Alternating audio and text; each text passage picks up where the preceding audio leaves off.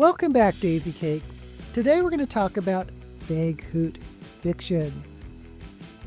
Feghoot fiction is a special type of short story that's in science fiction or fantasy that ends in a pun. Yes, they are the dad jokes of speculative fiction. Why am I talking about this? Because I'm Daisy Ex Machina, the drag queen detective who investigates all things speculative in science fiction, fantasy, and horror. The term Feghoot comes from a series of very short stories titled Through Time and Space with Ferdinand Feghoot, written by Reginald Brettoner under the pen name Grendel Brierton, which is, of course, an anagram of his name. They were published in the magazine of fantasy and science fiction in the 1950s, and each one ended in, you guessed it, a pun-based punchline. A true Feghoot is a very short piece of flash fiction. If you don't know what flash fiction is, it is usually a short story, less than 1,000 words. Feghoots are usually even shorter than that. The tradition didn't stop there. Writers across the decades have kept the Feghoot alive, from classic sci-fi authors to modern internet storytellers. Even TV shows like Doctor Who, The Twilight Zone, and Futurama have embraced the spirit of the Feghoot. All right, so what makes a Feghoot work? They basically are broken down into three parts. The first part is, of course, the setup. And that's where the story hooks you. A Feghoot starts usually like any sci-fi or fantasy story, maybe a spaceship on a secret mission or a wizard facing a great dilemma. The second part is, of course, suspense, where the narrative builds tension. There may be action or mystery or moral quandary. The point is to get the reader invested, wondering where we're going. The third part is, of course, the punchline. Boom! That's where at the last second the entire story pivots to deliver a pun. The more unexpected, the better. The goal is to surprise you and make you groan. A perfect Feghoot balances storytelling with a silly, twisted pun. And of course, the best ones stay with you forever. Okay, let's start with the original Feghoots, and I'm only going to give you the punchlines. And so, yeah, there's going to be spoilers, but it doesn't matter. You'll probably be able to figure out the story anyway, just from the punchline. So here's the first punchline of a Feghoot story. Ready? Okay. The new sign read, "Trestle passers will be masticated to the fullest extent of the maw." Yes, that's a Feghoot. Moving on. Next up. "Nonsense," he laughed. "It's nothing to be afraid of. It's only a pull peephole eater." Are you getting it? Are you groaning yet? Okay, let's do the last one. This is about Feghoot time traveling to the past to talk to a certain author.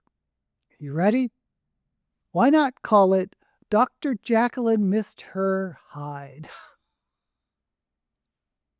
They're painful. Feghoots are painful. Delightful, but painful. Now, because they were so funny and clever, other science fiction authors gave them a try. Notably, Isaac Asimov published A Loint in Paw in Science Fiction and Fantasy in 1957 with the notorious tagline, "A niche in time saves Stein."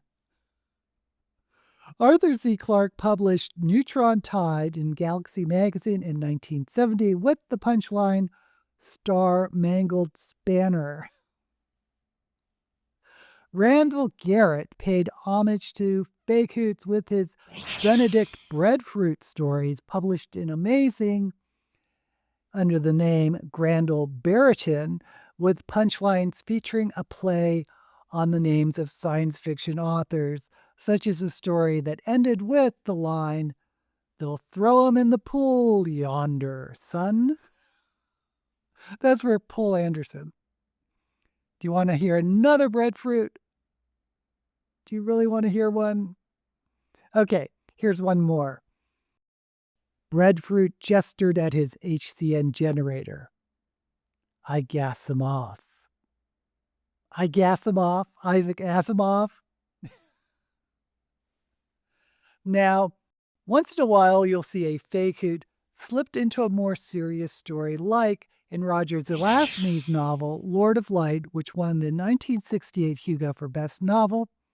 And it's a serious storyline, but there's this Feghoot line slipped in. Then the fit hit the shan.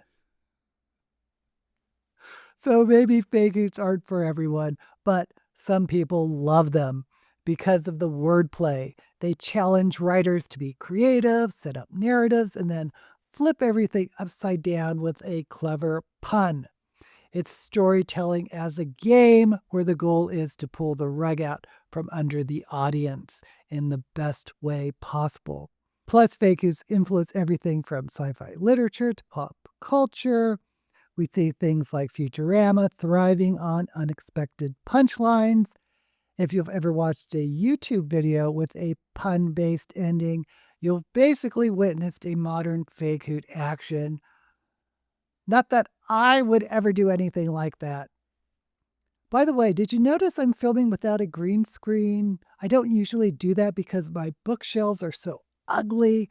I have too many books and I have to stack them on top of each other. It looks like a mess, which is why I usually don't show my room because, as everyone knows, too many books spoil the coop.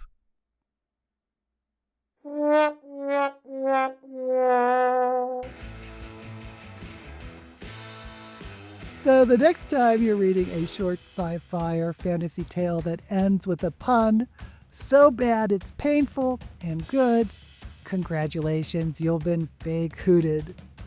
I want to hear your best Feghoots. Share them in the comments below. And while you're there, don't forget to like this video and subscribe to my channel. Until next time, may all the books you read be